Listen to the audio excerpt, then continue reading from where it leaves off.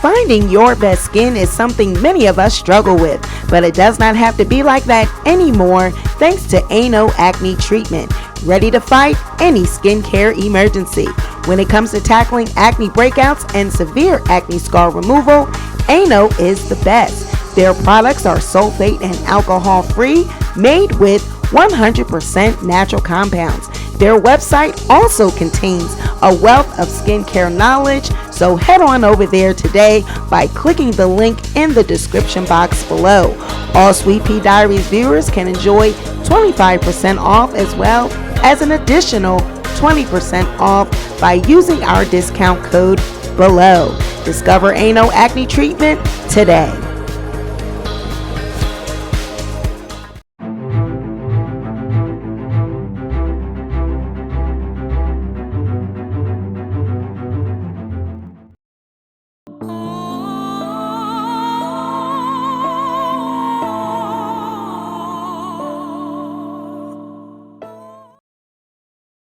Queen Elizabeth II was Queen of the United Kingdom and the other Commonwealth realms from February 6, 1952 until her death on September 8, 2022. She was Queen of 32 sovereign states during her life and served as monarch of 15 of them at the time of her death. Her reign of 70 years and 214 days is the longest of any British monarch and the longest recorded of any female head of state in history. Elizabeth's father acceded to the throne in 1936 upon the abdication of his brother King Edward the VIII, making Elizabeth the heir presumptive. She was educated privately at home and began to undertake public duties during the Second World War. In November 1947, she married Philip Mountbatten, a former Prince of Greece and Denmark, and their marriage lasted 73 years until his death in April 2021. When her father died in February of 1952, Elizabeth, then 25 years old, became queen of 7 independent Commonwealth countries. Her coronation was that following year. The number of her realms varied over time as territories gained independence and some realms became republics. Her many historic visits and meetings include state visits to China in 1986, Russia in 1994, and the Republic of Ireland in 2011, and visits with 5 popes. Queen Elizabeth has faced many public scandals and media criticisms regarding her family, particularly after the breakdowns of her children's marriages. Her Annus Horribilis, which in Latin means horrible year, in 1992, and the death of her former daughter-in-law, Diana, Princess of Wales, in 1997. However, support for the monarchy in the United Kingdom remained consistently high, as did her personal popularity. Queen Elizabeth died aged 96 at Balmoral Castle, Aberdeenshire, and was succeeded by her eldest son, Charles III. There is no doubt that Queen Elizabeth embodies the phrase, "Long live the Queen," and in this video, we will be examining the life of Queen Elizabeth and serving up some royal tea in the process. Queen Elizabeth II was born in Mayfair, London on April 26, 1926 as Princess Elizabeth Alexandra Mary, as the first child of the Duke and Duchess of York, who would later become King George VI and Queen Elizabeth. She was born during the reign of her paternal grandfather, King George V. Her father, Prince Albert, Duke of York, was the second son of the king, and her mother, Elizabeth Bowes-Lyon, Duchess of York, was the youngest daughter of Scottish aristocrat Claus Bowes-Lyon, the 14th Earl of Strathmore and Kinghorn. She was delivered at home by a cesarean section and was baptized in a private chapel of Buckingham Palace on May 29, 1926. She was named Elizabeth after her mother, Alexandra after her paternal great-grandmother, whom had died 6 months earlier, and Mary after her paternal grandmother. She was called Lilibet by her close family. Elizabeth was cherished by her grandfather George V, whom she affectionately called Grandpa England. Elizabeth's regular visits during his serious illness in 1929 were credited in the press with raising his spirits and aiding in his recovery. Elizabeth's only sibling, Princess Margaret, was born in 1930. The two princesses were educated at home under the supervision of their mother and their governess, Marian Crawford. Lessons concentrated on history, language, literature, and music. Crawford published a biography of Elizabeth and Margaret's childhood years later entitled The Little Princesses. In 1950, much to the dismay of the royal family, the book was published. The book describes Elizabeth's love of horses and dogs, her orderliness, and her attitude of responsibility. Winston Churchill also described Elizabeth when she was 2 as a character. She has an air of authority and reflectiveness astonishing in an infant, he said. Her cousin Margaret Rhodes described her as a jolly little girl, but fundamentally sensible and well-behaved. During her grandfather's reign, Elizabeth was 3rd in the line of succession to the British throne, behind her uncle Edward and her father. Although her birth generated public interest, she was not expected to become queen, as Edward was still young and likely to marry and have children of his own, who would precede Elizabeth in the line of succession. When her grandfather died in 1936 and her uncle succeeded as Edward the VIII, she became 2nd in line to the throne after her father. Later that year, Edward relinquished his monarchical authority after his proposed marriage to divorced socialite Wallis Simpson. It provoked a constitutional crisis. Consequently, Elizabeth's father became king, taking the name George VI. Since Elizabeth had no brothers, she became heir presumptive. If her parents had subsequently born a son, he would have been heir apparent and above her in the line of succession, which was determined by male preference at that time. In September of 1939, Britain entered the Second World War. Lord Hailsham suggested that Princesses Elizabeth and Margaret should be evacuated to Canada to avoid the frequent aerial bombings of London. This was rejected by their mother, who declared, "The children won't go without me. I won't leave without the king, and the king will never leave." The princesses stayed at Balmoral Castle, Scotland, until Christmas of 1939, when they moved to Sandringham House, Norfolk. From February to May of 1940, they lived at Royal Lodge, Windsor, until moving to Windsor Castle, where they lived for most of the next 5 years. At Windsor, the princesses staged pantomimes at Christmas in aid of the Queen's Wool Fund, which brought yarn to knit into military garments. In 1940, the 14-year-old Elizabeth made her first radio broadcast during the BBC's Children's Hour, addressing other children who had been evacuated from the cities. This is the BBC Home Service. Hello, children everywhere. This is one of the most important days in the history of Children's Hour.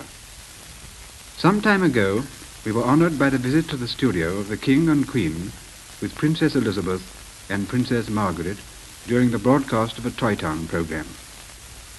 Today, Princess Elizabeth is herself to take part in the Children's Hour and speak to the children of the Empire at home and overseas. Listeners in the United States of America will also hear this broadcast. Her Royal Highness, Princess Elizabeth. In wishing you all good evening, I feel that I am speaking to friends and companions who have shared with my sister and myself many a happy children's hour. Thousands of you in this country have had to leave your homes and be separated from your fathers and mothers. My sister Margaret Rose and I feel so much for you, as we know from experience what it means to be away from those we love most of all. To you living in new surroundings, we send a message of true sympathy, and at the same time we would like to thank the kind people who have welcomed you to their homes in the country. All of us children who are still at home think continually of our friends and relations who have gone overseas, who have traveled thousands of miles to find a wartime home, and a kindly welcome in Canada, Australia, New Zealand, South Africa, and the United States of America. My sister and I feel we know quite a lot about these countries. Our father and mother have so often talked to us of their visits to different parts of the world. So it is not difficult for us to picture the sort of life you are all leading, and to think of all the new sights you must be seeing, and the adventures you must be having. But I am sure that you too are often thinking of the old country. I know you won't forget us. It is just because we are not forgetting you that I want, on behalf of all the children at home, to send you our love and best wishes, to you and to your kind hosts as well. Before I finish, I can truthfully say to you all that we children at home are full of cheerfulness and courage. We are trying to do all we can to help our gallant sailors, soldiers, and airmen. And we are trying, too, to bear our own share of the danger and sadness of war. We know, every one of us, that in the end all will be well, for God will care for us and give us victory and peace. And when peace comes, remember, it will be for us, the children of today, to make the world of tomorrow a better and happier place. My sister is by my side, and we are both going to say good night to you. Come on, Margaret. Good night, children. Good night, and good luck to you all. And if I may be allowed, I would like to say what is in the minds of all the children listening. Thank you, Princess Elizabeth, very much for broadcasting in the Children's Hour. Princess Elizabeth went on her first overseas tour in 1947, accompanying her parents through southern Africa. During the tour, in a broadcast to the British Commonwealth on her 21st birthday, she made the following pledge: "I declare before you all that my whole life, whether it be long or short, shall be devoted to your service and the service of our great imperial family, to which we all belong." Elizabeth met her future husband, Prince Philip of Greece and Denmark, in 1934 and again in 1937. Now, a quick tea break. Now, it has been reported that Elizabeth and Philip met in 1934 and then again in 1937, then a third time in 1939, and at that time she was 13. She said that when she met Philip in 1939, she was instantly in love with him, and the two began to exchange love letters. So this would mean that while she was doing pantomimes at Christmas with her sister Margaret and addressing other children during this BBC Children's Hour, she was secretly being fresh and grown, honey, laid up in her room all night writing love letters, child, at 13 years old. Woo, child. Now that is some tea. And how old was Philip at the time? Well, Philip was born in 1921. So that would make him 6 years older than Elizabeth. So that means he was 18 at the time. Woo, child. Her 18-year-old cousin. But nevertheless, the pair officially announced their engagement on July 9th, 1947, with Elizabeth being 21 at that time. Now, the engagement wasn't without controversy. Philip had no financial standing. He was foreign-born, though a British subject who did serve in the Royal Navy throughout the Second World War, but that still didn't mean anything. His sisters, they had married German noblemen with Nazi links. Marion Crawford wrote in her book, some of the king's advisors did not think him good enough for Elizabeth. He was a prince without a home or a kingdom. Elizabeth's mother had reservations about the union initially, but later in life, when speaking of Philip, the Queen Mother said that Philip was an English gentleman. Now, before the marriage, Philip renounced his Greek and Danish titles, officially converted from Greek Orthodoxy to Anglicanism, and adopted the style Lieutenant Philip Mountbatten, taking the surname of his mother's British family. Shortly before the wedding, he was created Duke of Edinburgh and granted the style of His Royal Highness by Elizabeth's father. Elizabeth and Philip were married on November 20th, 1947 at Westminster Abbey. They received 2,500 wedding gifts from around the world. Elizabeth required ration coupons to buy the material for her gown because Britain had not yet completely recovered from the devastation of the war. In post-war Britain, it was not yet acceptable for Philip's German relations, including his 3 surviving sisters, to be invited to the wedding. Neither was an invitation extended to the Duke of Windsor, formerly King Edward the VIII. Now, a quick tea break.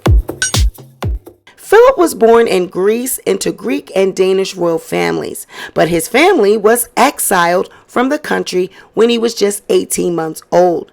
When he was 18, however, he joined the Royal Navy and began corresponding with Princess Elizabeth when the two met at the Royal Naval College.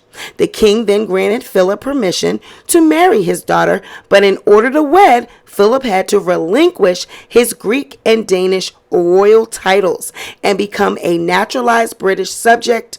And when the two married, Philip served as the consort of the British monarch, meaning he was the spouse of the queen and her subject. He had no actual authority or power. He was only called His Royal Highness because the king gave him that title the day before the wedding. Child, Philip was a subject to the queen, honey. Imagine that. But there is more tea to come about the children that will be born to the couple. Elizabeth gave birth to her first child, Prince Charles, on November 14th, 1948. Now, remember when I told you that there was some tea associated with the children that would be born to Elizabeth and Philip? Well, just 1 month earlier, prior to Prince Charles' birth, the king had issued letters allowing Elizabeth and Philip's children to use the style and title of a royal prince or princess, to which they otherwise would not have been entitled, as their father was no longer a royal prince. Remember, in order to marry Elizabeth, he had to become a subject, so he had to relinquish his Greek and Danish royal titles.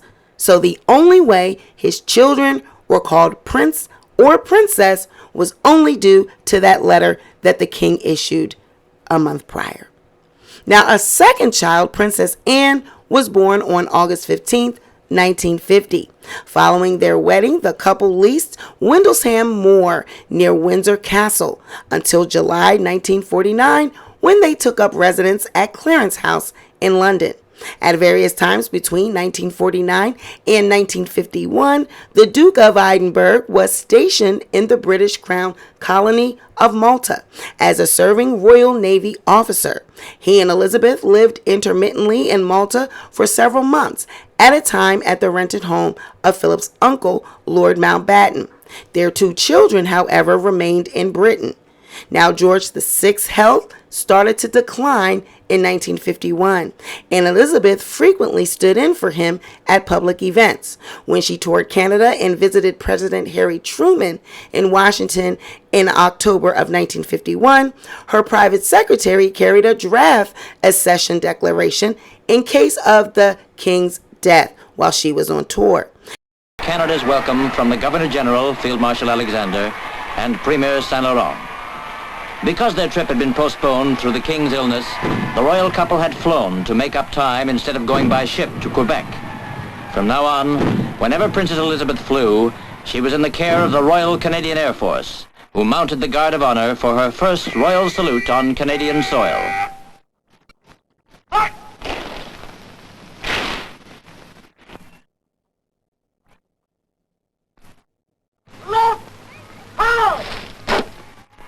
Now it was farewell to Montreal for the time being, to begin the tour at its scheduled start, Quebec.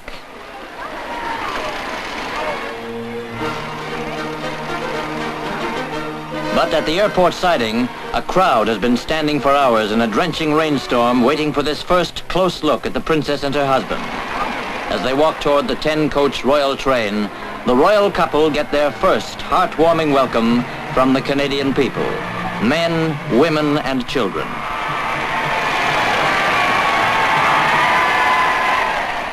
In early 1952, Elizabeth and Philip set out for a tour of Australia and New Zealand by way of Kenya. Nairobi, Kenya's capital, was in sunny mood for the visit of Princess Elizabeth and the Duke of Edinburgh. With the RAF airfield at Eastleigh a blaze of colour, towering African chieftains and their tribesmen, dressed in brilliant robes and leopard skins, awaited their princess. A last-minute salutation from the Governor of Kenya, Sir Philip Mitchell, with the arrival of the Argonaut airliner. And the royal travellers were welcomed by Sir Philip as the guns sounded a salute.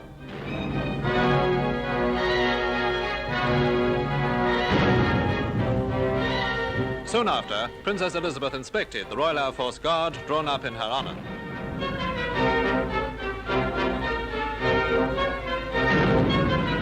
The wise African chiefs have seen the tremendous changes in Nairobi to which the princess herself referred in her speech. The contrast we see today is a striking tribute to the men and women of all races who have made it a great center of commerce and finance, the crossroads of East Africa, the capital of your colony, and the seat of the East Africa High Commission. Then to the newly built Pumwani Maternity Hospital, where there was this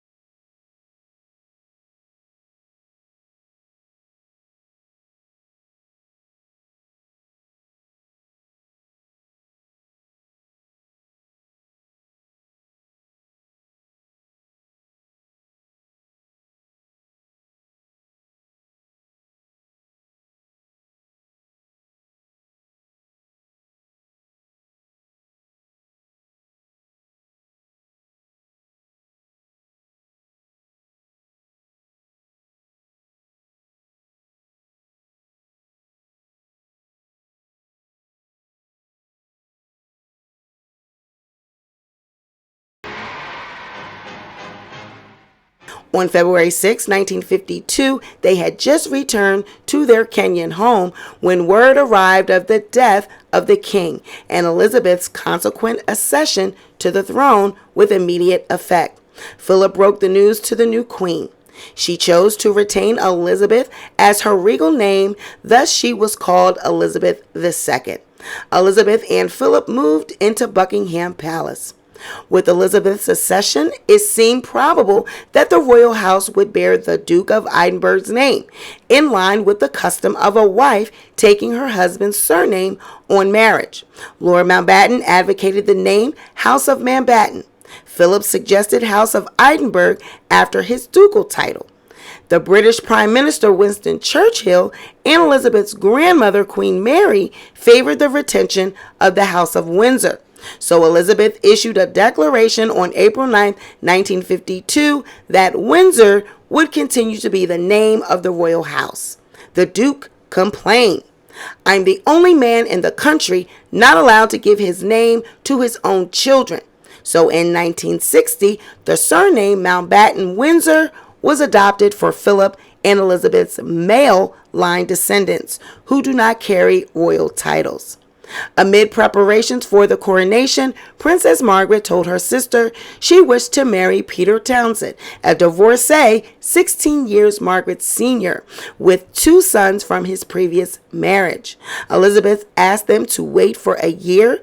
In the words of her private secretary, the Queen was naturally sympathetic towards the princess, but I think she hoped, given time, the affair would peter out.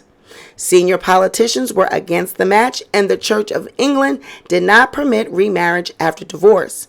If Margaret had contracted a civil marriage, she would have been expected to renounce her right of succession. Margaret decided to abandon her plans with Townsend. Despite the death of Queen Mary on March 24, 1953, the coronation went ahead as planned on June 2nd, as Mary had requested before she died. The coronation ceremony in Westminster Abbey, with the exception of the anointing and communion, was televised for the first time ever. On Elizabeth's instruction, her coronation gown was embroidered with the floral emblems of Commonwealth countries. By the time of Queen Elizabeth's accession in 1952, her role as head of multiple independent states was already established. In 1953, Elizabeth and her husband embarked on a 7-month round-the-world tour, visiting 13 countries and covering more than 40,000 miles by land, sea, and air. She became the first reigning monarch of Australia and New Zealand to visit those nations. During the tour, crowds were immense. 3/4 of the population of Australia were estimated to have seen her. Throughout her reign, Elizabeth made hundreds of state visits to other countries and tours of the Commonwealth. She was the most widely traveled head of state. In 1957, Queen Elizabeth made a state visit to the United States, where she addressed the United Nations General Assembly on behalf of the Commonwealth. On that same tour, she opened the 23rd Canadian Parliament, becoming the first monarch of Canada to open a parliamentary session. 2 years later, solely in her capacity as Queen of Canada, she revisited the United States and toured Canada again. In 1961, she toured Cyprus, India, Pakistan, Nepal, and Iran. On a visit to Ghana that same year, she dismissed fears for her safety, even though her host, President Kwame, who had replaced her as head of state, was a target for assassins. Now, Harold Macmillan wrote in the press, "The Queen has been absolutely determined all through. She is impatient of the attitude towards her to be treated as a film star. She has indeed the heart and stomach of a man. She loves her duty and means to be a queen." Now, before her tour through parts of Quebec in 1964, the press reported extremists within the Quebec separatist movement were plotting Queen Elizabeth's assassin. Now, no attempt was made, but a riot did break out while she was in Montreal. The Queen's calmness and courage in the face of the violence was appreciated and noted. Now, Queen Elizabeth gave birth to her third child, Prince Andrew, on February 19, 1960, which was the first birth to a reigning British monarch since 1857. Her fourth child, Prince Edward, was born on March 10, 1964. The Queen toured Yugoslavia in October of 1972, becoming the first British monarch to visit a communist country. She was received at the airport by the president, and a crowd of thousands greeted her. Now, a quick tea break. Did you know that Queen Elizabeth had two 17-year-olds attempt to assassinate her?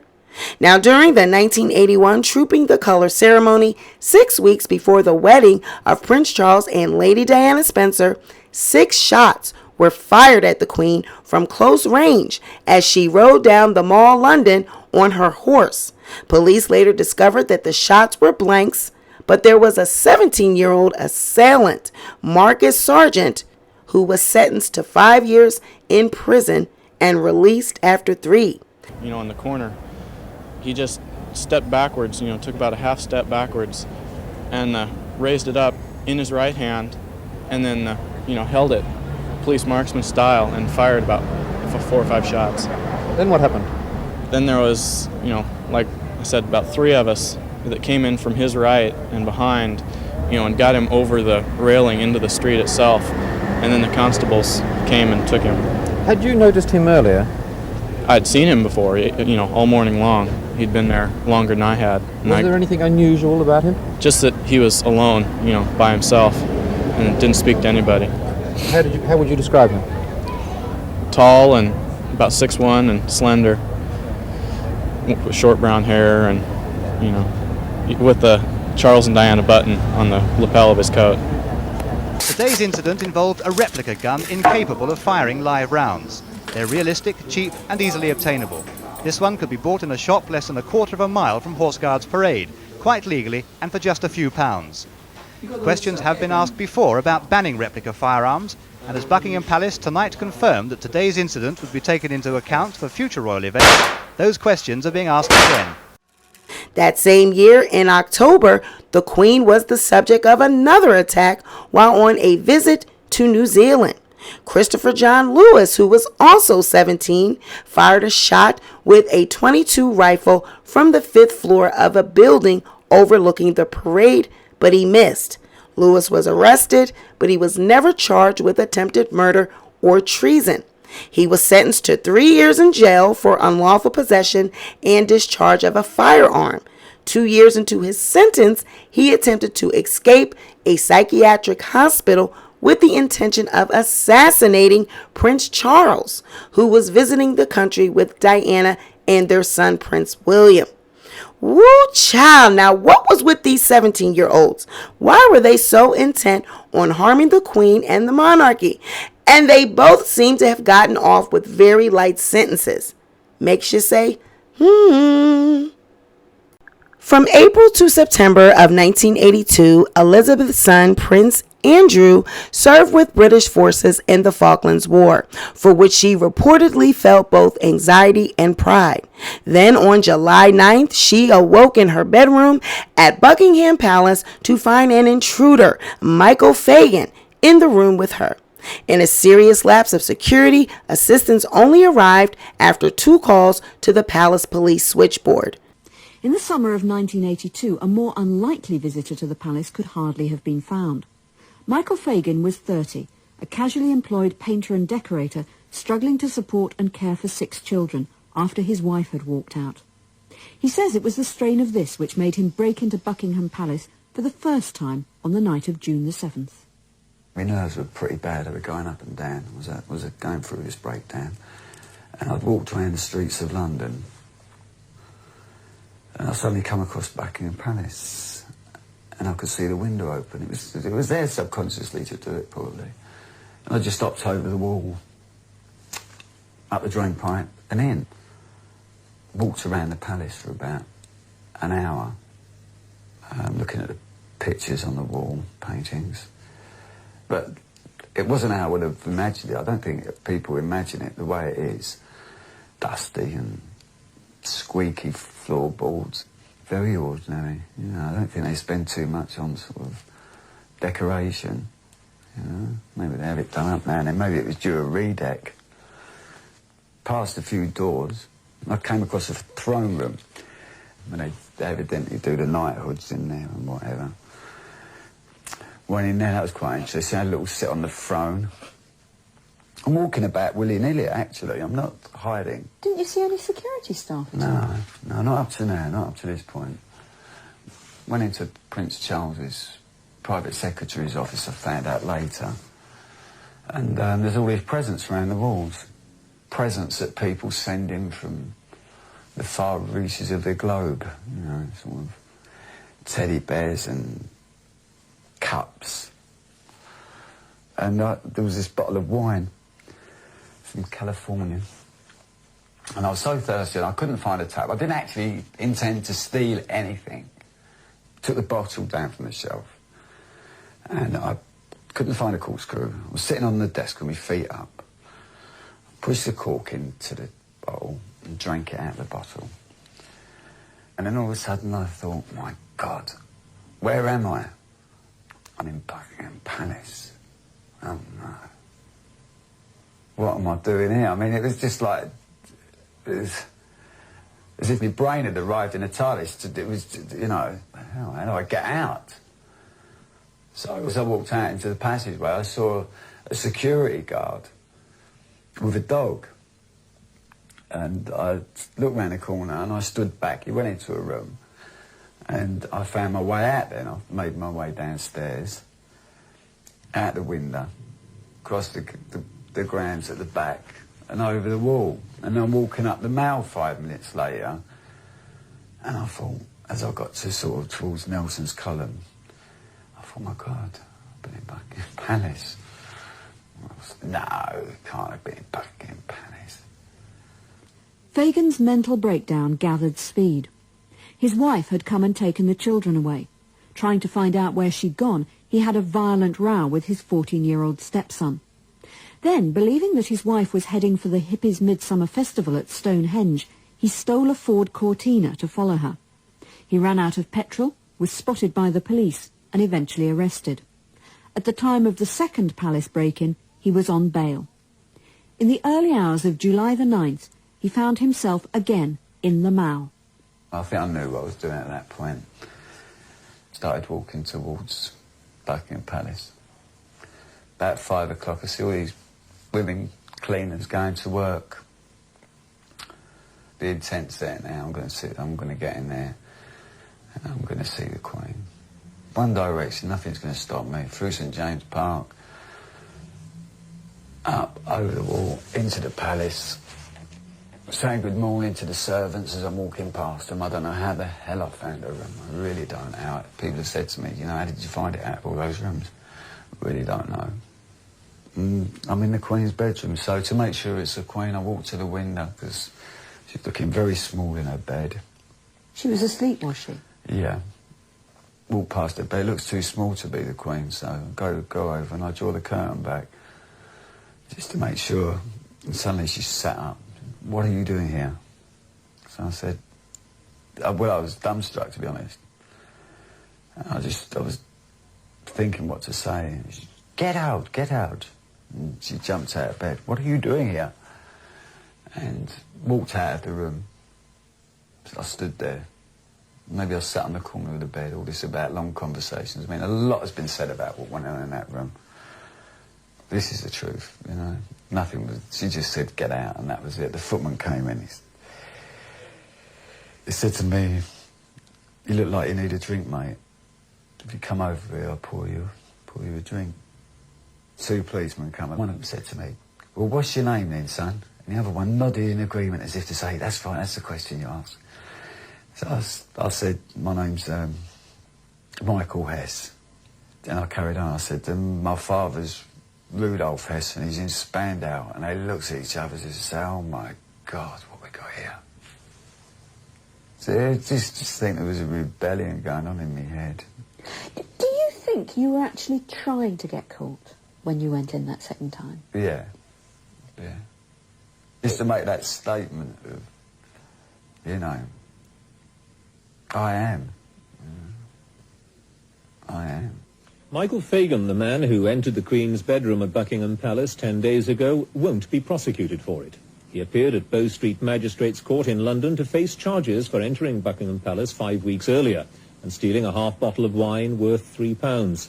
About the visit to the Queen, the Director of Public Prosecutions took the view that there was no evidence of any state of mind on the part of the defendant which would render his trespass a criminal offence.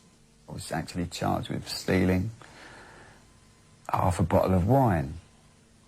It was just unbelievable, actually, to be tried at #1 Court, Old Bailey, the hanging court. It intimidated me. I mean, people have been sent to Australia from there. They've been sent to the gallows from there. And there's me for half a bottle of wine.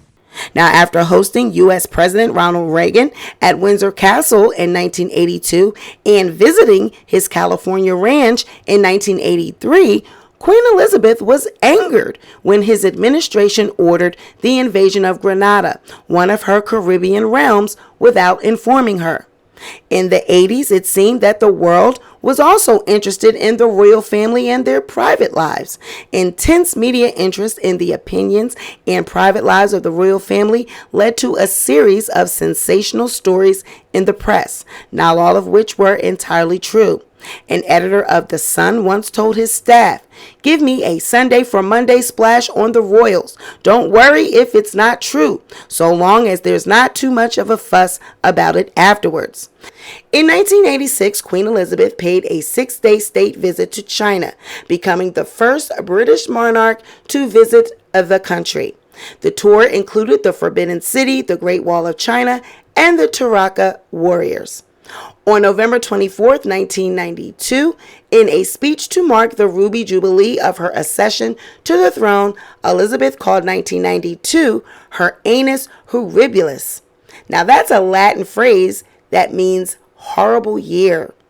Republican feeling in Britain had risen because of press estimates of Queen Elizabeth's private wealth, contradicted by the palace, and reports of affairs and strained marriages among her extended family was also an issue. In March, her second son, Prince Andrew, separated from his wife, Sarah. Her daughter, Princess Anne, divorced Captain Mark Phillips in April. Angry demonstrators in Dresden threw eggs at Queen Elizabeth during a state visit to Germany in October, and a large fire broke out at Windsor Castle, one of her official residences, in November. The monarchy came under increased criticism and public scrutiny. In an unusually personal speech, the Queen said that any institution must expect criticism, but suggested it might be done with a touch of humor, gentleness, and understanding. 2 days later, Prime Minister John Major announced plans to reform the royal finances, drawn up the previous year, including Queen Elizabeth paying income tax from 1993 onwards and a reduction in the civil list. In December, Prince Charles and his wife Diana formally separated, and at the end of the year, Queen Elizabeth sued the Sun newspaper for breach of copyright when it published the text of her annual Christmas message 2 days before it was broadcast. The newspaper was forced to pay her legal fees and donated $200,000 to charity. Now, the Queen's solicitors had taken action against the Sun 5 years earlier for breach of copyright after it published a photograph of her daughter-in-law, the Duchess of York, and her granddaughter, Princess Beatrice.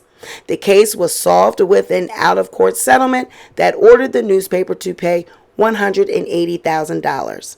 In January 1994, Queen Elizabeth broke the scaphoid bone in her left wrist as the horse she was riding at Sandringham House tripped and fell. In October of 1994, she became the first reigning British monarch to set foot on Russian soil. During the 4-day visit, which is considered to be one of the most important foreign trips of Queen Elizabeth's reign, she and Philip attended events in Moscow and St. Petersburg. In October of 1995, Queen Elizabeth was tricked into a hoax call by Montreal radio host Pierre Brassard, impersonating the Canadian Prime Minister. Queen Elizabeth, who believed that she was speaking to the Prime Minister, said that she supported Canadian unity and would try to influence Quebec's referendum on proposals to break away from Canada. In the year that followed, public revelations in the state of Prince Charles and Princess Diana's marriage continued. In consultation with her husband, as well as the Archbishop of Canterbury and her private secretary, Queen Elizabeth wrote to Charles and Diana at the end of December 1995, suggesting that a divorce would be advisable. In August of 1997, a year after the divorce, Princess Diana was killed in a car crash in Paris. Queen Elizabeth was on holiday with her extended family at Balmoral. Diana's two sons, Princes William and Harry, wanted to attend church, so Queen Elizabeth and the Duke of Edinburgh took them that morning. Afterwards, for 5 days, the royal couple shielded their grandsons from the intense press interest by keeping them at Balmoral where they could grieve in private. But the royal family's silence and seclusion and the failure to fly a flag at half-mast over Buckingham Palace caused public dismay. Pressured by the hostile reaction, Queen Elizabeth agreed to return to London and address the nation in a live television broadcast on September 5th, the day before Diana's funeral. In the broadcast, she expressed admiration for Diana and her feelings as a grandmother for the two princes. As a result, much of the public hostility evaporated. First, I want to pay tribute to Diana myself. She was an exceptional and gifted human being. In good times and bad, she never lost her capacity to smile and laugh, nor to inspire others with her warmth and kindness. In November, Queen Elizabeth and her husband held a reception at Banqueting House to mark their golden wedding anniversary. Queen Elizabeth made a speech and praised Philip for his role as a consort, referring to him as my strength and stay. In 2002, Queen Elizabeth marked her Golden Jubilee, the 50th anniversary of her accession. Her sister and mother died in February and March, respectively, and the media speculated on whether the Jubilee would be a success or a failure. Queen and Duke of Edinburgh are coming out now. The Golden Jubilee coincided with another difficult year for the Queen because in 2002 both the Queen Mother and Princess Margaret died, so it was a difficult time in many ways for her. Change has become a constant. Managing it has become an expanding discipline. She again undertook an extensive tour of her realms, beginning in Jamaica. As in 1997, there were street parties and events, and monuments were named to honor the occasion. 1 million people attended each day of the 3-day main Jubilee celebration in London, and the enthusiasm shown for Elizabeth by the public was greater than many had anticipated.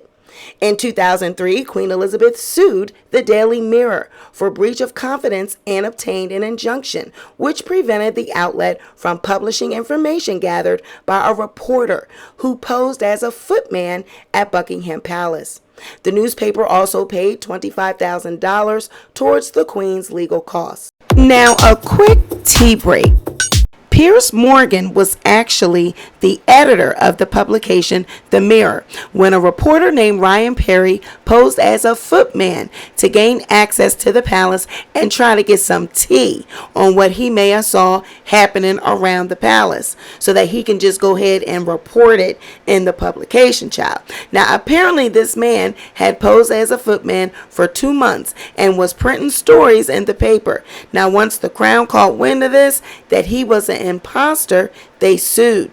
Now, the Queen actually ended up dropping her claim for breach of confidence in return for a $25,000 contribution to her legal costs and an undertaking from the Mirror not to publish any more stories about Perry's 2-month period as a footman.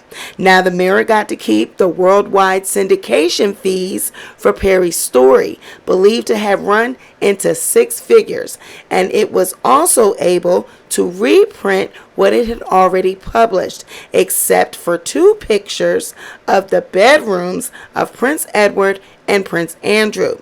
But the paper had to surrender all unpublished photographs and documents. They had to destroy any drafts that were unpublished and not further syndicate any material already published.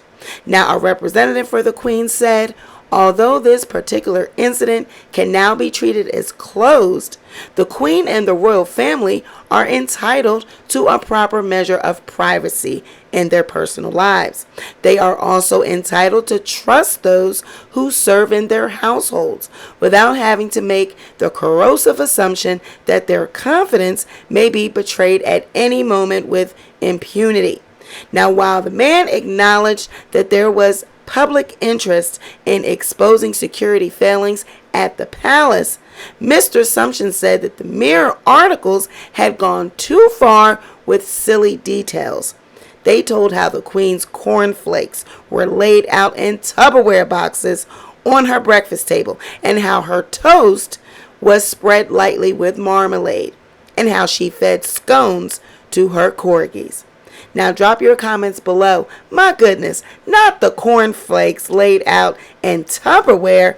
Nothing is sacred anymore. Though generally healthy throughout her life, in 2003, Queen Elizabeth had keyhole surgery on both of her knees.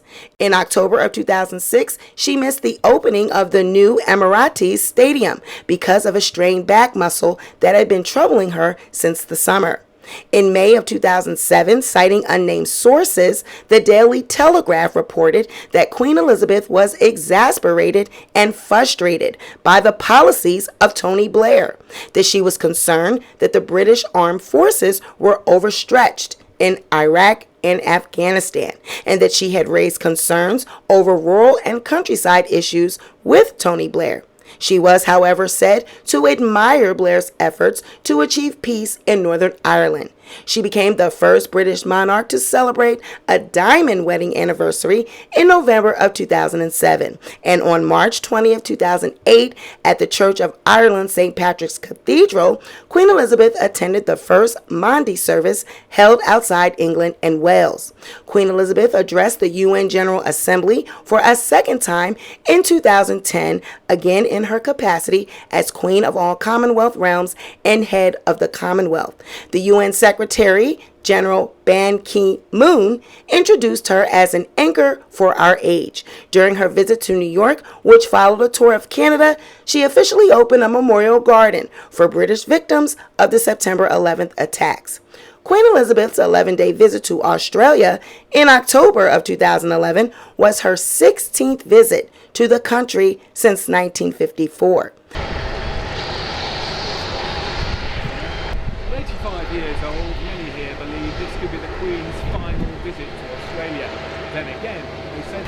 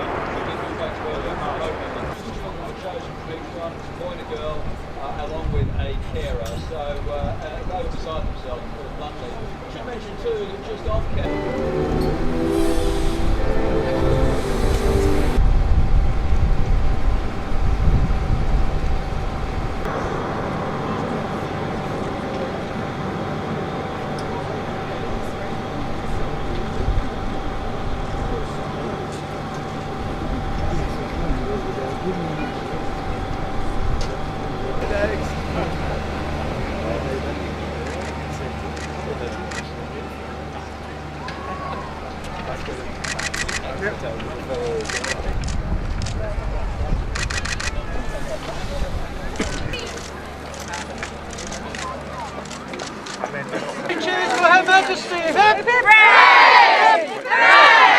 Hooray!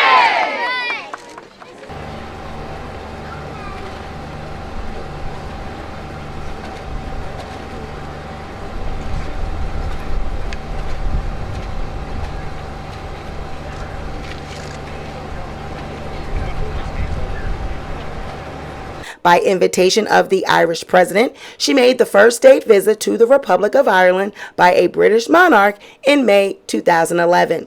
Queen Elizabeth's 2012 Diamond Jubilee marked 60 years on the throne, and celebrations were held throughout her realms, the wider Commonwealth, and beyond. She and her husband undertook an extensive tour of the United Kingdom, while her children and grandchildren embarked on royal tours of other Commonwealth states on her behalf.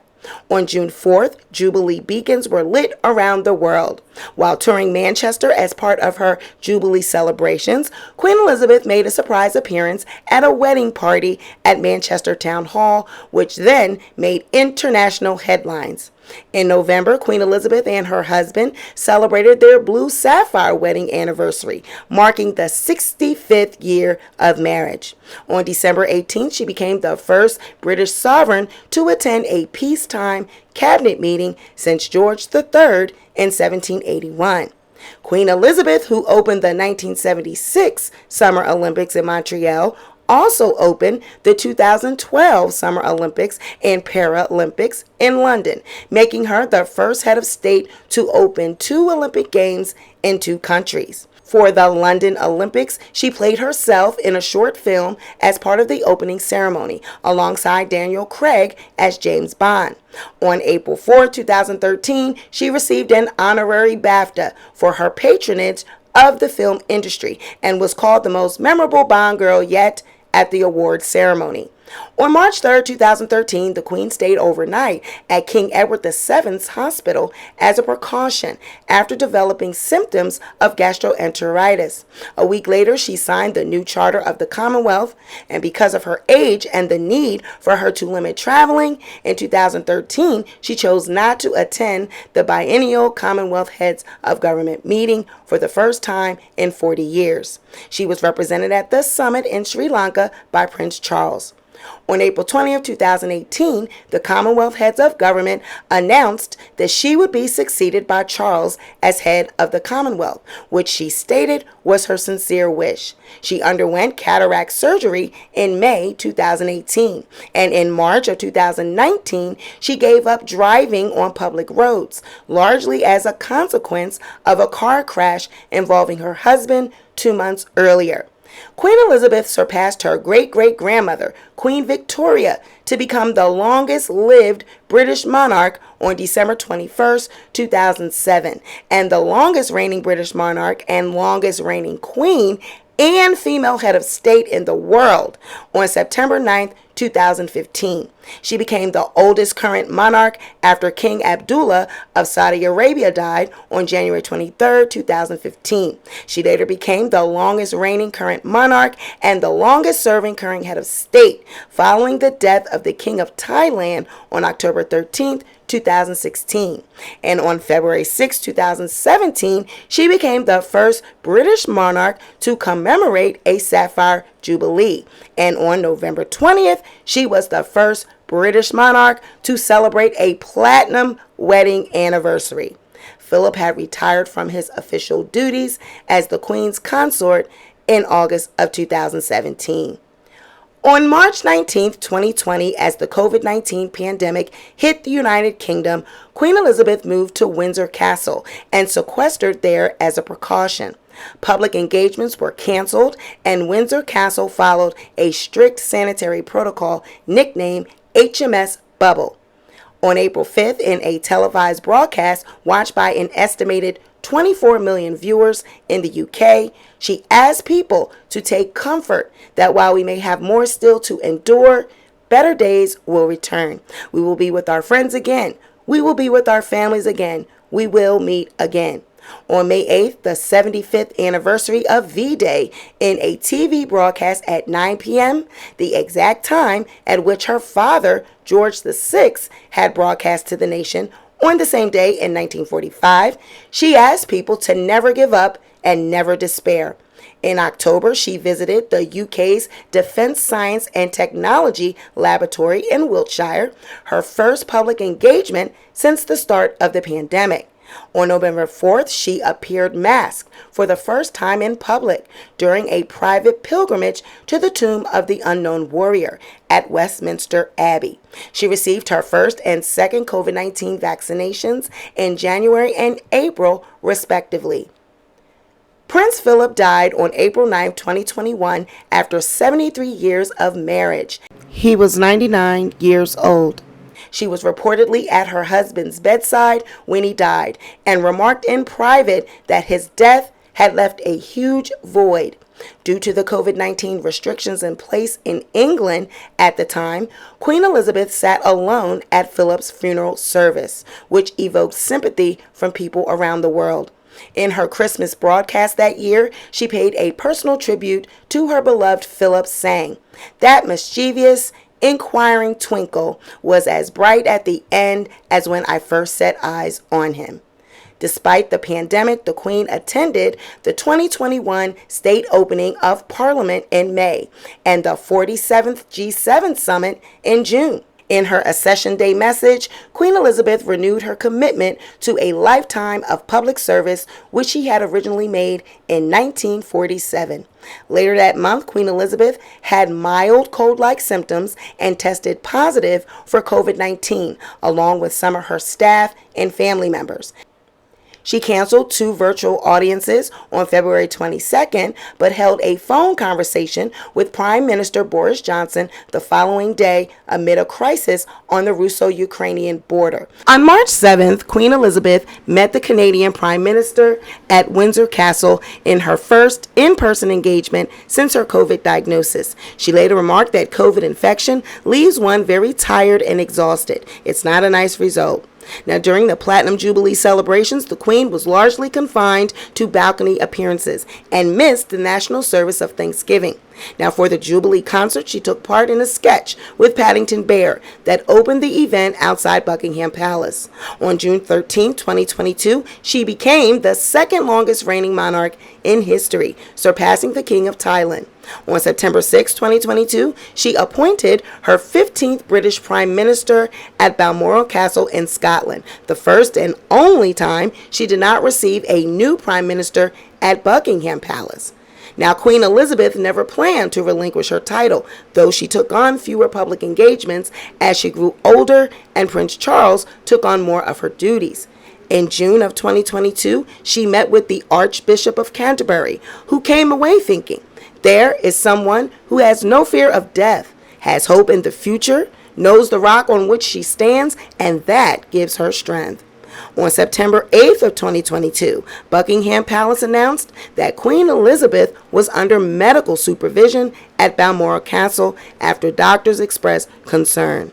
The statement read, "Following further evaluation this morning, Elizabeth's doctors are concerned for Her Majesty's health and have recommended she remain under medical supervision.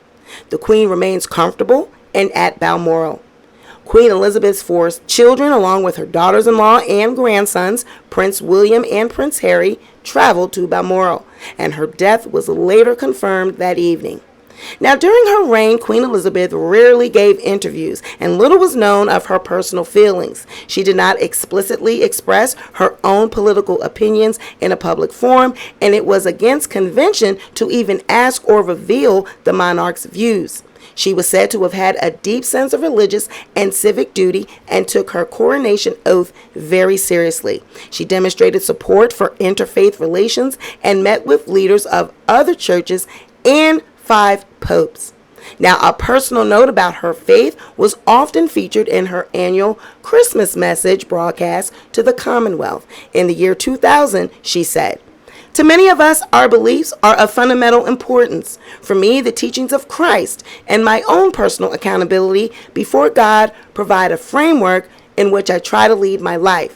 I, like so many of you, have drawn great comfort in difficult times from Christ's words and example."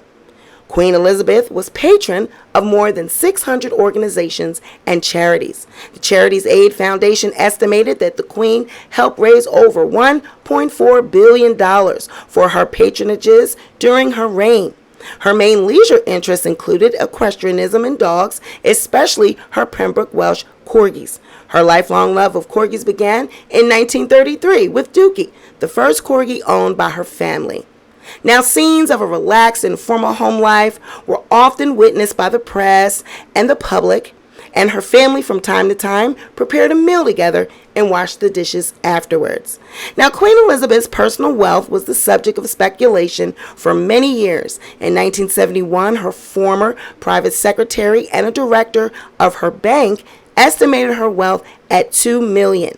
In 1993, Buckingham Palace called estimates of $100 million grossly overstated.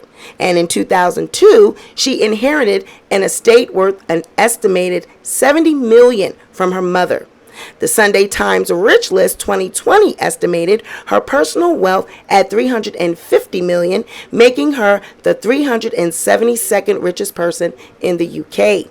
She was number 1 on the list when it began in the Sunday Times Rich List of 1989 with a reported wealth of $5.2 billion, which included state assets that were not hers personally. Now that's approximately $3.8 billion in today's value.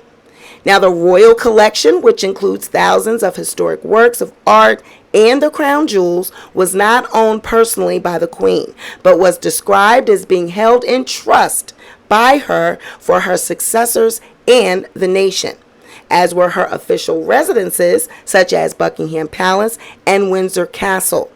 Now, that's a property portfolio valued at $472 million. In 2015. Now, the Paradise Papers leaked in 2017 show that the Duchy of Lancaster held investments in the British tax havens of the Cayman Islands and Bermuda. Sandringham House in Norfolk and Balmoral Castle in Aberdeenshire were personally owned by the Queen. The Crown Estate, with holdings of $14.3 billion in 2019, is held in trust and could not be sold or owned by her in a personal capacity. Now, at the time of her death, the royal family represented a $28 billion estate. Now, I think it's safe to say that the Queen and her family, they got big bank. That blue blood money will never run out. So, of course, all of that was the Wikipedia version of the Queen's life, the safe version, the fairy tale version. Now let's get to the tea, what we all came here for.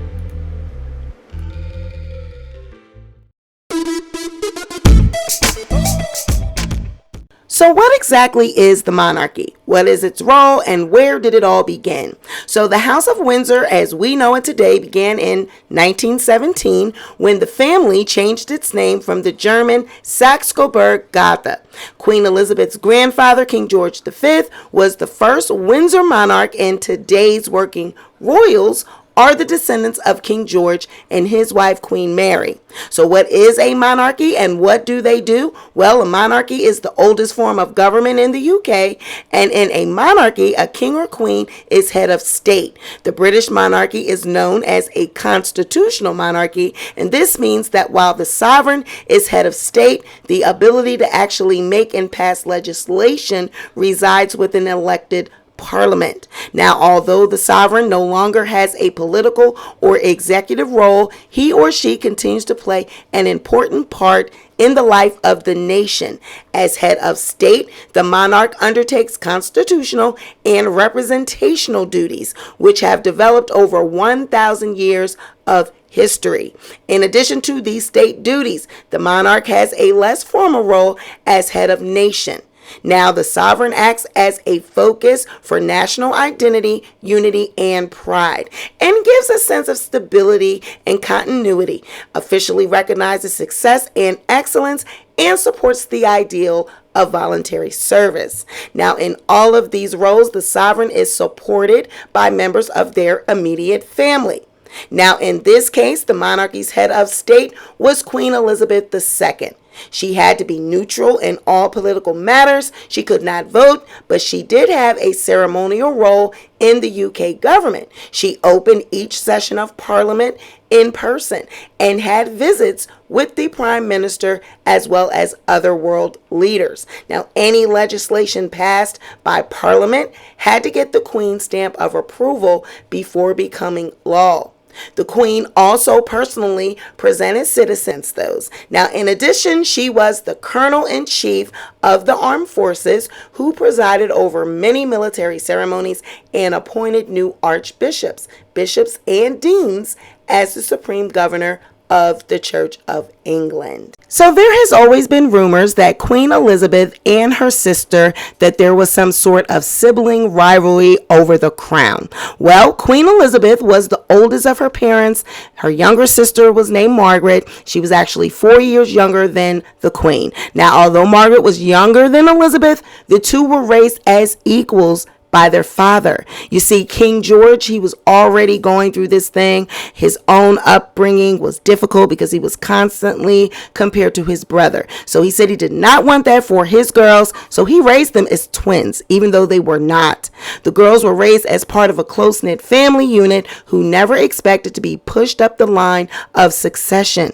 Their parents, the Duke and Duchess of York, gave them a life outside of the public eye. However, when King George the VIII suddenly relinquished his title in 1936, the Duke of York suddenly inherited the throne. Okay, now how is that? You are not even expecting to be king, and then out of nowhere, boom, here you are. So Margaret and Elizabeth's father then became King George VI, meaning that the girls were suddenly split into the heir apparent and the second in line.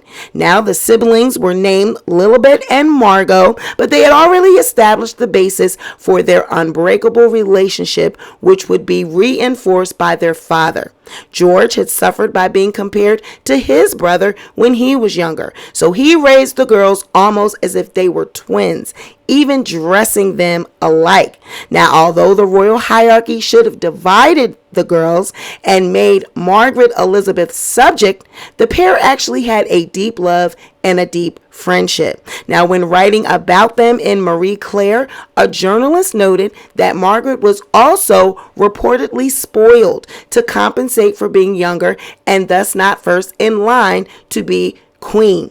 And Elizabeth was apparently delighted by her sister's outgoing nature. Now, although the two women ended up having completely different characters, that bond that they shared as younger siblings held them together for the rest of their lives. Now, even though they had a bond, we ain't gonna say that they did not have contentions. Now, a family friend claimed that the queen lost her most intimate companion when Margaret died in 2002. Writing in Vanity Fair, he explained, "I think it was the only time that anyone ever saw the Queen show her emotions in public. Never explaining anything to the world, what she feels or why she does what she does, is part of her greatness." Now, although their father had raised them as twins when they were little, as equals, there was contention between the two once Elizabeth became queen. Some think it was the power struggle, and others believe it was Margaret's love life. You see, Margaret found herself at constant odds with the queen because of her choice in partners. For instance, Margaret found herself at the center of a media storm when her relationship with the divorcee group captain Peter Townsend was uncovered in 1953. He was 16 years older than her, and his divorce was still surrounded by social stigma at that time. People did not believe in divorce. So the queen allegedly instructed the couple to wait 2 years until Margaret was older before considering marriage. So Margaret decided not to marry him and ended up marrying photographer Anthony Armstrong Jones, although they caused a scandal when they divorced and reports of infidelity surrounded them. Now, Margaret then dated Roddy Lewin, who was 17 years her junior, but their romance eventually fizzled out. So it seems that Margaret's love life was constantly causing scandal and bad press for the royal family, and the queen was not happy with that at all. Now, this is played out in the Netflix series The Crown. I think they did an excellent job at depicting this contention between the queen and Margaret. Now, did the queen expect people to bow to her? Now, many people around the world shake hands when meeting a peer. However, when meeting Queen Elizabeth, the proper form had always been to wait and see if she would initiate a handshake. Now, Queen Elizabeth was known to prefer a good handshake over a bow or a curtsy. There were some general notes that people meeting the Queen kept in mind as well, like you never were to touch the Queen, you do not speak to her unless she initiates the conversation, and of course it was always a great idea to make sure that you were dressed appropriately for the occasion, choosing clothing that wasn't too casual or too revealing. The Crown is all about show. They are all about what it looks like and good representation, so they have very great etiquette, and they expect you to remain calm, cool, and collected when you meet that Queen. They don't want you bowing all curtsying all wild. If you're going to do anything, they said, go ahead and just give a handshake. The Queen and Princess Diana. Now, when it comes to this relationship, I think it is safe to say that there is some tea to be spilled. Starting with, what did the Queen actually think about Princess Diana? Not what she told the press or what the world thought they knew about the pair. No, what was the tea? So let's just get right into it. Lady Diana Spencer was only 16 years old when Prince Charles first noticed her. Now, he was actually dating Diana's sister, Sarah, at the time. Now, Diana said her first impression of Charles when she saw him at her family's estate in 1977 was, God, what a sad man. Now, both of her grandmothers had served as ladies-in-waiting to Elizabeth, the Queen Mother, and Diana's father, John Spencer, was a Viscount. So the family was British nobility, and their social circle always included members of the royal family. Now, Charles's much younger brothers, Prince Andrew and Prince Edward, were among Diana's childhood playmates, and she felt terrible for them. She often said, look at the life they have. How awful.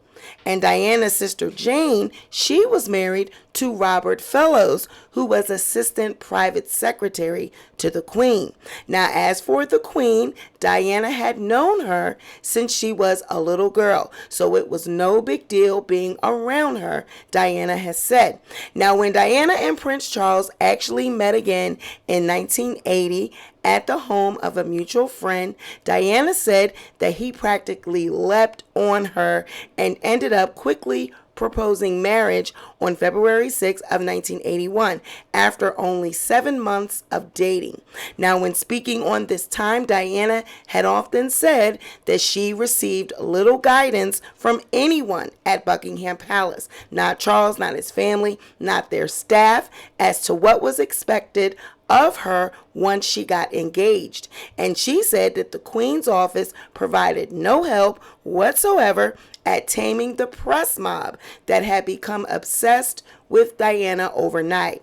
But in Diana's infamous 1995 interview with Martin Bashir on BBC, Diana placed the blame for her suffering on Prince Charles, having expected to be his number one priority, but soon finding out that wouldn't be the case. The Prince of Wales not rising to her expectations of a devoted husband. Now, Diana never expected much beyond what she got from her in-laws, and she never directed any frustration at the Queen, even while recalling feeling so alone while struggling with bulimia, severe morning sickness, and postpartum depression. Now, when she threw herself down the stairs at Sandringham while pregnant with Prince William, Diana shared in an interview that the Queen came out and she was absolutely horrified, shaking. She was so frightened. Now, Charles, she continued, he went out, he went riding, and when he came back, it was just total dismissal, Diana said. And Diana never spoke ill of the Queen. She said she admired her. I long to get inside of her mind and talk to her, and I will. I've always said to her, I'll never let you down, but I cannot say the same for your son.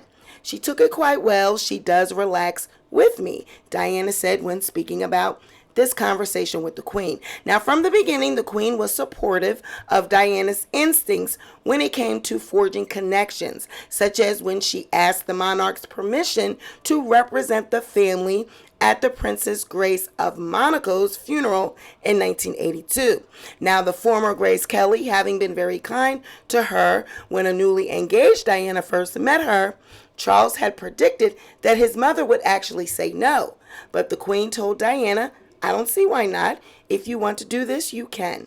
So Diana also insisted that there was never any argument, as rumored, with the Queen over whether to take 8-month-old Prince William with her and Charles on their tour of Australia and New Zealand. Diana said, "We never talked about that. We never asked her. We just did it." So Diana did, however, she said she felt hopelessly misunderstood.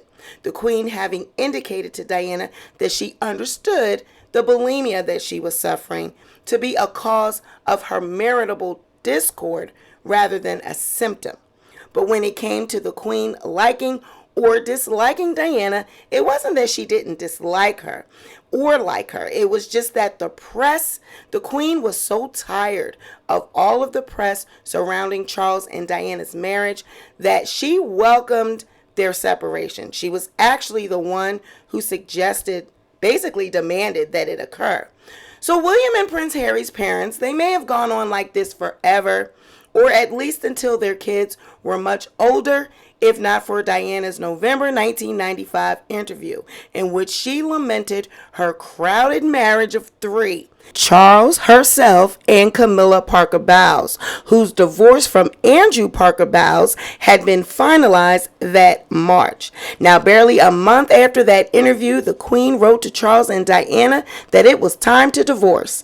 They reached a settlement in July of 1996, and that was that. Now, were Camilla and Charles actually having an affair? And did the Queen approve of her over Diana? So what's the tea on Camilla and Charles? Well, reportedly, Camilla and Charles met in 1970 at a polo match in Windsor, and reportedly, Camilla joked that her great-grandmother had an affair with King Edward the VIII, telling Charles, "My great-grandmother was the mistress of your great-great-grandfather. I feel we have something in common." Now, they began dating shortly after. However, Charles' naval career would see him leave the country for 8 months. Now, by the time he returned, Camilla had become engaged to someone else, and that was Andrew. In July of 1973, Camilla wed Andrew. Now, a fun fact, Andrew had previously dated Prince Charles's younger sister, Princess Anne. Now, the newlyweds would go on to have a son and a daughter, Tom and Laura, but Charles and Camilla still remained friendly. The then prince was even named Tom's godfather. Now, during this time and in the several years that followed, pressure from both the firm and the media mounted on Prince Charles to marry. So he and Diana wed in 1980. Camilla actually attended the wedding alongside her family, with Diana later telling biographer Andrew Morton in 1991, "I knew she was there. Of course, I looked for her. So walking down the aisle, I spotted Camilla. Pale gray, veiled pillbox hat, saw it all. Her son Tom standing on a chair. To this day, vivid memory." Now, in the years that followed, Charles and Diana had 2 children, Prince William and Prince Harry, in 1982 and 84, respectively. But in 1986, that's when the affair between Charles and Camilla began. It was reportedly shortly after the birth of Prince Harry that Charles and Diana's relationship began to fade. Now, according to King Charles's authorized biography, this is when his affair with Camilla began. And in 1989, 3 years after Charles claims that the affair started, Diana confronted Camilla at a party. She said, "I know what's going on between you and Charles, and I just want you to know that." She said to me, "You've got everything you ever wanted. You've got all the men in the world falling in love with you, and you've got 2 beautiful children. What more do you want?" So Diana said to Camilla, "I want my husband. I'm sorry I'm in the way, and it must be hell for the both of you. But I do know what's going on, so don't treat me like an idiot. Then in June of 1992, Diana, her true story was released. Now, in preparation for the book, the princess had recorded tapes for author Andrew Morton to pull from. Now, in these tapes, she opened up about her feelings of jealousy towards Charles and Camilla's relationship. Now, at the time, it was prohibited for a divorcee to sit on the throne. Further, due to cultural and religious guidelines of the era, Charles would not even have been allowed to remarry. So in December of 1992, Prime Minister John Major announced that the Prince and Princess of Wales had officially split. So then in 1993, it is coined Camillagate. And only a month after he and Diana's separation was announced, a transcript of a secretly recorded phone call between Charles and Camilla was leaked. Now, the explosive revelations, dubbed by the media as Camillagate, documented a conversation between the two from 1989 in which they each make suggestive and explicit remarks to one another. Now, during this time, it had been widely reported that Diana had also had affairs of her own. Then in 1994, Charles allowed a documentary to be made about his life in hopes of repairing his tarnished reputation with the public. Now, during the documentary, when asked if he was faithful and honorable to Diana, the now king admitted yes, until it became irretrievably broken down, us both having tried. He also spoke of Camilla as a great friend of his. Then in January of 1995, Camilla and Andrew Parker announced that they intend to divorce. And then at the end of 1995, Diana sat down with journalist Martin Bashir for what has become one of the most famous televised interviews in royal history. When prompted as to whether Camilla had been a factor in the breakdown of her marriage, Diana replied, "Well, there were 3 of us in this marriage, so it was a bit crowded." Then in 1996, the Prince and former Princess of Wales divorce, and it's final. Then Diana is tragically killed in 1997. On August 31st, 1997, she's tragically killed in a car crash in Paris. Now, Charles walks in the funeral procession alongside of his father, Prince Philip, and he and Diana's sons, William and Harry. Now, it was around this time that the prince was seeking to legitimize his relationship with Camilla, and it was a campaign that he paused out of respect for his ex-wife. Then in 1998, Charles begins to properly introduce the world to Camilla. Following Diana's funeral, he slowly begins to introduce her to the public. He confirmed a tabloid report that she had met his oldest son, William, who was around 16 years old at that time. However, the Queen reportedly still did not approve of this relationship at that point. Then in 1999, Charles and Camilla are photographed for the first time together. Now, after avoiding the public eye for years, they are officially photographed together in public, leaving the Ritz Hotel in London in January of 1999. They had been jointly attending Camilla's sister's 50th birthday party, a celebration that Charles had actually arranged. Then Camilla joined Charles and his 2 sons for a family holiday in Greece in August of 99. And then finally, in the year 2000, the Queen gives her approval. She's accepted an invitation to an event where Camilla would also be in attendance at Charles Highgrove Estate. Then in 2003, Charles and Camilla move in together, taking residence in Clarence House. Now, due to remaining public upset about Diana's death, the royal family was forced to clarify that taxpayer money would not be used to decorate Camilla's rooms in the home. Then in 2005, Charles and Camilla marry. In February of 2005, they announced their engagement, and on April 8th of that year, they wed in a civil ceremony. The Queen did not attend the wedding. Camilla is given the title of Her Royal Highness, the Duchess of Cornwall, upon their matrimony. For years, it remained unclear what title would be bestowed upon Camilla when her husband ascended the throne. Now, traditionally, the wife of a king would become queen consort. However, given Camilla was seen in the eyes of the public as the reason that Charles and Diana's marriage failed, the palace made it clear her intended title would be Princess Consort. Now, in 2017, Camilla opens up about the impact of press and public scrutiny. In May of 2017, she sat down for an interview with the Daily Mail. During the discussion, she opened up about the media circus that surrounded her affair with Charles and the onslaught of scrutiny she endured as a result. She said, "It was horrid. It was a deeply unpleasant time, and I wouldn't want to put my worst enemy through it. I couldn't have survived it without my family." Then in 2020, Charles and Camilla celebrate their 15th wedding anniversary. In marking their 15th wedding anniversary, the pair released an image of themselves with their 2 dogs. Woo child. Now, if that was not some tea, but please let me know what your thoughts are in the comment section below. I definitely want to know what you think about all of this. I mean, Prince Charles and Camilla. My goodness, what a story. Do you think that Diana stole Charles from her sister and maybe Camilla was her karma? Let me know what your thoughts is about that. And what is with Charles and Camilla living together before actually being married? Wasn't that against the crown and the image that they try so hard not to tarnish?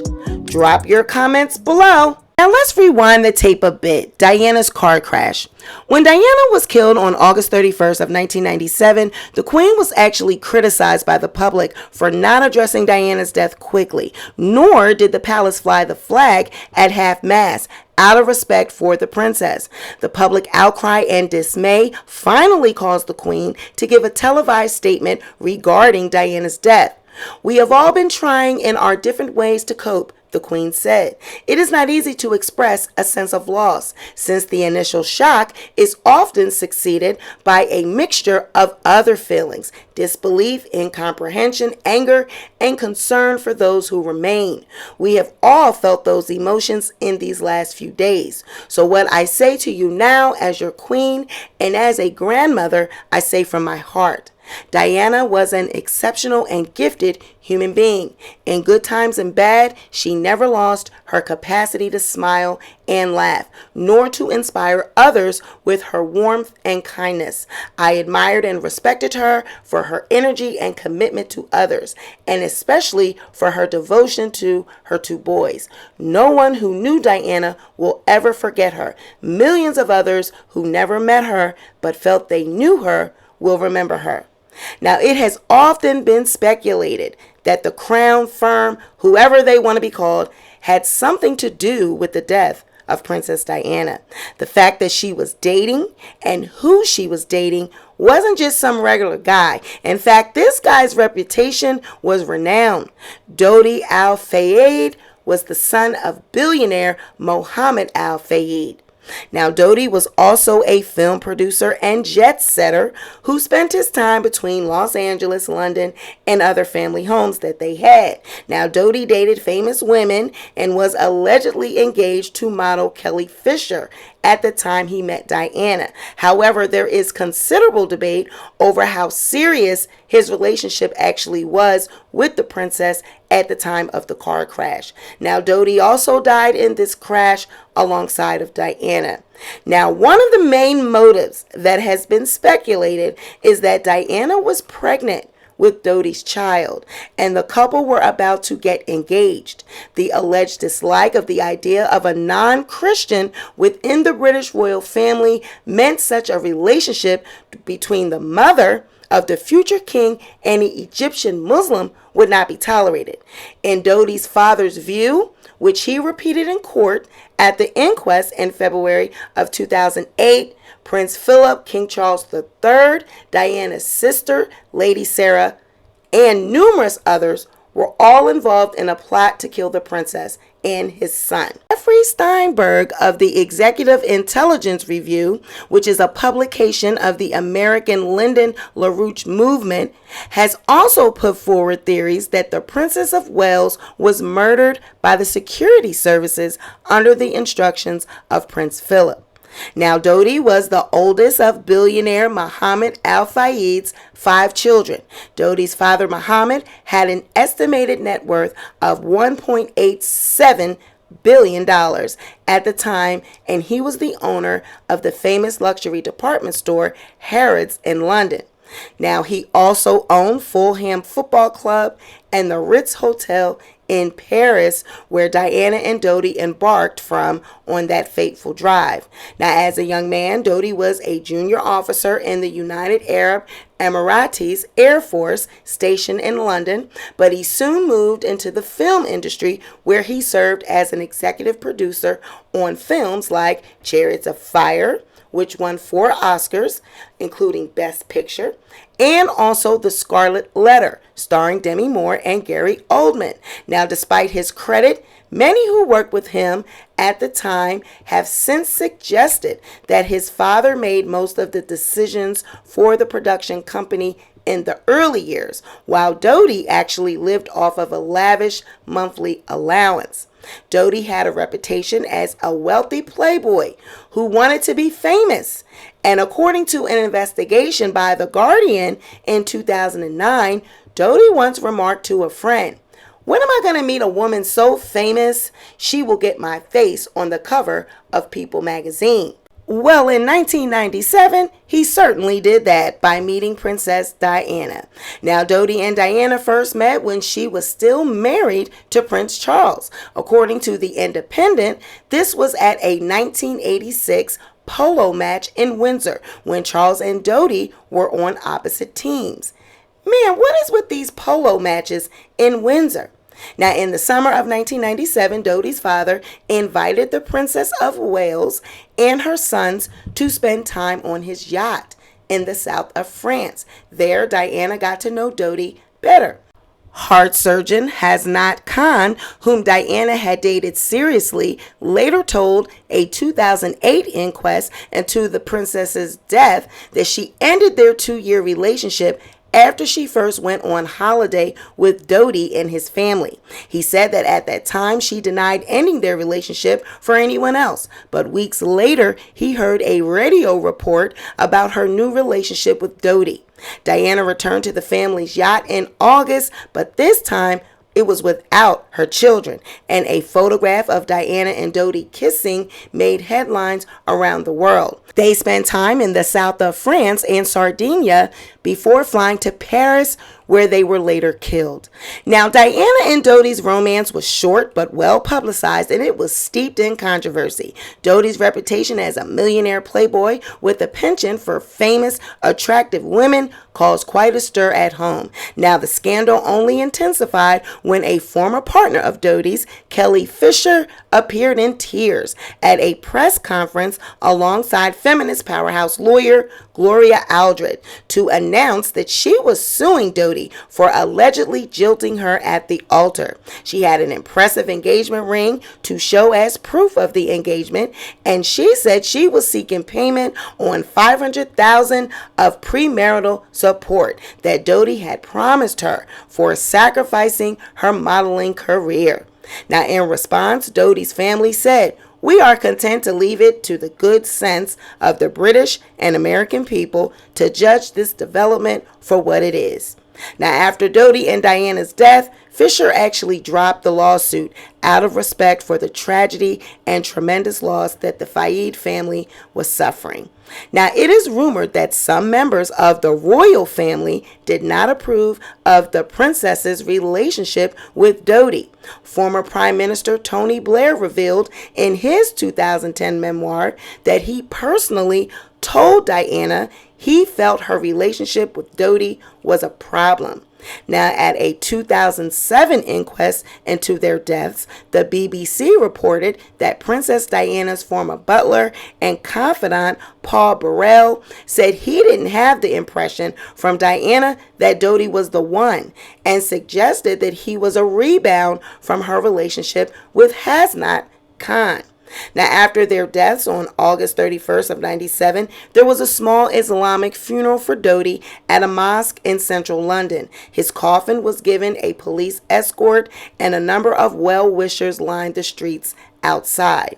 He was buried in London in a cemetery, but was later transported to his father's property in Surrey, where the press reported on plans for a tomb to be erected to commemorate him. In January of 2004, the former coroner of the Queen's household, Dr. John Burton, said in an interview with The Times that he attended a post-mortem examination of the princess's body at Fulham Mortuary, where he personally examined her womb and found her not to be pregnant. And Dr. Robert Chapman, who actually carried out the post-mortem examination, stated that Diana's womb and ovaries showed no sign of pregnancy. Now, in an effort to examine the assertions made by Al-Fahid, Operation Paget had scientific tests carried out on pre-transfusion blood found in the footwell of the seat in the wrecked Mercedes that was involved in the crash. Now, this blood was found to have no trace of the HCG hormone associated with pregnancy. Now, the inquiry also extensively interviewed friends of Diana's who were in close contact with her in the weeks leading up to her death. The evidence obtained from these witnesses was of a very sensitive nature, and most of it was not included in Operation Paget's criminal investigation report. However, it was reported that friends said she was in her normal menstrual cycle, and there was evidence that she was using contraception. Now, Al-Fahid's persistence in asserting that Diana was pregnant led him to get members of his staff to tell the media that on their final day together, Diana and his son had visited a villa that he owned in Paris to choose a room for the baby. Now, while the couple had indeed visited the villa, the circumstances of the visit were exaggerated to say that it had lasted 2 hours and that it was in the presence of a prominent Italian interior designer. Now, a security guard at the villa felt uncomfortable about lying about the matter and sold his story to the Sun, stating that the visit lasted just under 30 minutes and it was not in the company of any interior designer. He provided still shots from CCTV to prove this and said he had been in the presence of Diana and Dodi for the entirety of their visit, with there having been no conversation about them coming to live at the villa. In 2004, a Channel 4 documentary, The Diana Conspiracy, claimed that the butler at the villa, who in a June 1998 interview with the ITV documentary Diana: Secrets Behind the Crash, claimed to have shown the couple around with their intent being to live there. Now, this butler was not even present at the villa on that day, as he was on vacation. Now, Al-Fahid first claimed that the Princess of Wales was pregnant at the time of her death to the Daily Express in May of 2001. Now, Scott Baker at the Express said, "Now, if this is true, it is strange that he sat on this information for 3.5 years. Woo-wee, now that was some piping hot tea. Drop down in the comments and let me know your thoughts. Now, this has not been the only controversy to surround the Queen as it pertains to the wives of the male members of her family. We all know about the accusations made by Meghan Markle about racism. But what is the background tea on the Queen, Meghan, and Harry? I mean, just looking at pictures of the Queen and Meghan, you kind of get a glimpse into their relationship. Now, it is reported that Meghan Markle was not by Queen Elizabeth's side when she died, but it was tea for two that brought Meghan and the Queen together in the first place. Now, Meghan joined the Queen for the royal ritual at Buckingham Palace on a gloomy afternoon in October of 2017. It was reportedly short and sweet. The meet and greet lasted an hour, but it was a great success. Supposedly, even the Queen's corgis took a liking to Meghan. Meghan said, "She's an incredible woman." Meghan told the BBC in a joint interview with Harry in November of 2017. Now, the duo got engaged and announced the news publicly on November 27th, with plans to marry in the spring of 2018. To be able to meet her through his lens, not just with his honor and respect for her as the monarch, but the love that he has for her as his grandmother, all of those layers have been so important for me, so that when I met her, I had such a deep understanding and, of course, incredible respect for being able to have that time with her, she told the BBC. So Meghan and the Queen's relationship seemed to have gotten off on the right foot. In March of 2021, there was an interview with CBS where Meghan recalled a trip that she took with the Queen to Cheshire, England, suggesting that the Queen was warmer than many may have perceived. Meghan said, "We were in the car going between engagements, and she has a blanket that sits across her knees for warmth. And it was chilly. And she was like, 'Meghan, come on,' and put it over my knees as well. And it made me think of my grandmother, where she's always been warm and inviting and really welcoming." Now, in 2017, Meghan broke royal precedent by celebrating Christmas with the royal family when Queen Elizabeth invited her to join them at her Sandringham estate. Now, it's reported that royal fiancés aren't even allowed to join. So that was a bit of surprise when they allowed Meghan to join the event. Then on May 19th of 2018, Prince Harry and Meghan officially tied the knot at St. George's Chapel at Windsor Castle. Now things took a turn. In 2020, when Meghan and Harry announced that they wished to distance themselves from royal obligations, that's when everything went downhill. The couple announced that they were stepping down as senior members of the royal family and that they'd split time between the U.S. and the U.K. The Duke and Duchess of Sussex bombshell resignation from the royal family made headlines. The royal family, including Prince Charles, Prince William, and the Queen, were reportedly upset because they weren't given the proper heads up. Now, Harry's father and brother reportedly learned about the split from the news, and that enraged them. "This is a declaration of war on the family," a senior source told The Sun. Now, though the Queen appeared to express support for her grandson and Meghan when they moved to the United States in 2020 with their son Archie, a source told US Weekly in 2021 that the Queen was not happy. The Queen was hoping that they'd return, but there is not much she can do about it and accepts their decisions, the source said. Now, Meghan's relationship with Queen Elizabeth and the royal family appeared to be further strained in 2021 when Meghan and Harry sat down and had an explosive interview with Oprah Winfrey. Meghan said that she experienced racism while living in London and said she did not feel support from the royal family. During the 2-hour chat, Meghan revealed that she contemplated suicide amid a flurry of British tabloid headlines like Hurricane Meghan, and she detailed how the color of her son Archie's skin was debated. "There's a conversation about how dark your baby is going to be?" Oprah, appearing stunned, asked Meghan. Now, allegedly, a member of the royal family came to Harry while Meghan was pregnant with their son, with concerns and conversations about how dark his skin might be when he was born because Meghan is American and identifies as biracial. Now, when Oprah pressed on which member of the family it was that asked about Archie's skin color, both Meghan and Harry declined to give specifics.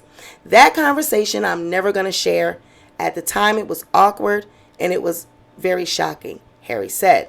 Now, Meghan also said that she was shocked to learn that Archie, the first mixed-race great-grandchild of Queen Elizabeth II, would not be given the title of prince and would also be denied security protection, something that concerned Meghan given the racist harassment that she and her family had received since becoming a royal. Meghan refuted the widely reported belief that it was she and Harry who didn't want their son to have a title.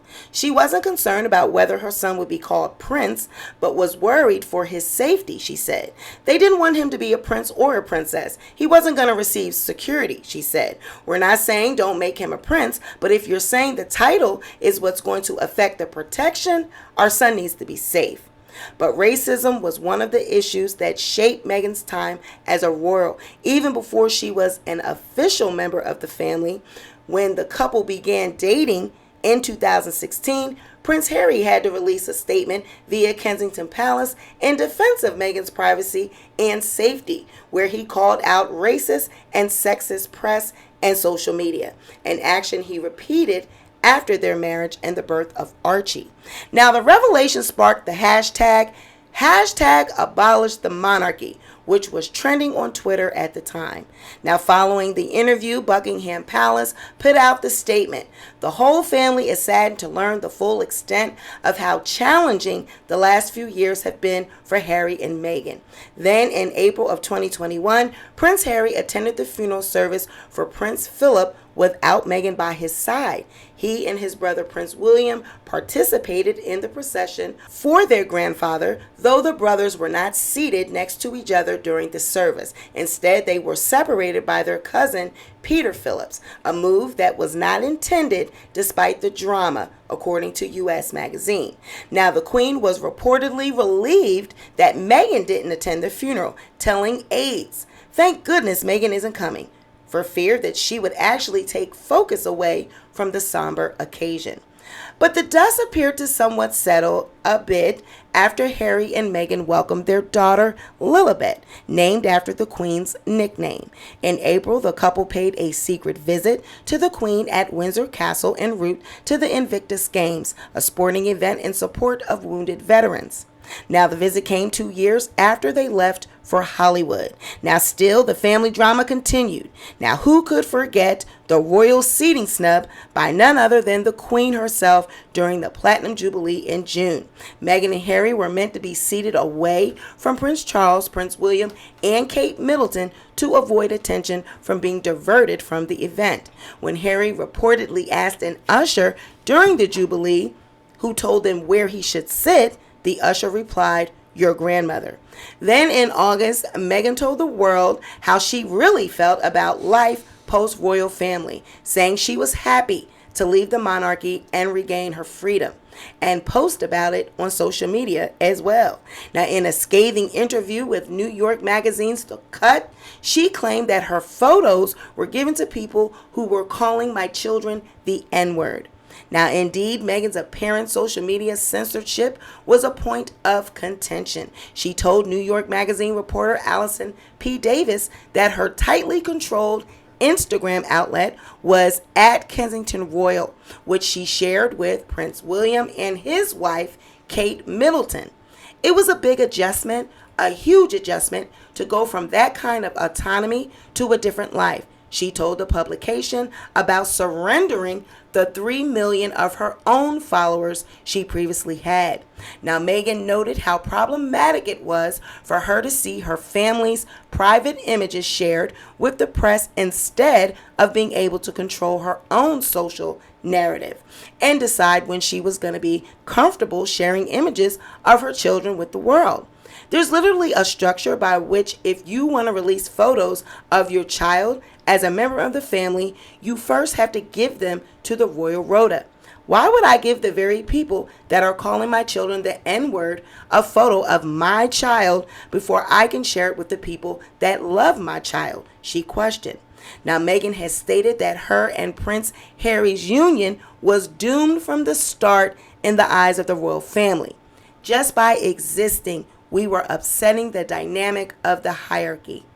And so when she went back to the UK this summer to usher in Queen Elizabeth's Platinum Jubilee, she called it bittersweet. Now, I find it very concerning that royal family members would sit and ask about Archie's skin color. But just as I am concerned and shocked, there are those that are not.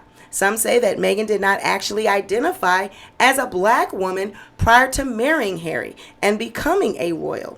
That actually, when she was living in the States and working as an actress, she identified as Caucasian. She's been criticized for playing more into her Caucasian side of her heritage by over-straightening her hair and often appearing to use blush on her cheeks to give herself a white woman aesthetic. Now, some feel as though Meghan thought that she was going to be able to pass as a Caucasian woman and that her black ancestry was going to be overlooked because of how she appeared to look outwardly. After all, isn't that what she had traditionally done in the U.S.? Passed for a white woman? Woo, child. Now let me know what you think about that narrative. They are not my beliefs. These are not my thoughts, y'all. These are opinions of some people out there in the comment section. Now drop your comments below. Now, we can go on for days about the life of the Queen. After all, she did live for 96 years. There is no doubt that her legacy is unmatched. She was literally a living body of history. Just to think about the places she has been, the countless ceremonies, the moments in time that she has witnessed and been a part of, her life is truly one that will be reviewed, examined, and told for many years and generations to come. Amidst the scandals, the good, the bad, and the ugly, she reigned with class, dignity, and a posture that was all her own. Queen Elizabeth, the life, death, and legacy of a monarch. Now that concludes this video, and as always, I am interested in your thoughts. So please be sure to drop your comments below. Be sure to like this video, share this video, but most importantly, be sure to subscribe to the channel, and I'll catch you on the next one. Bye.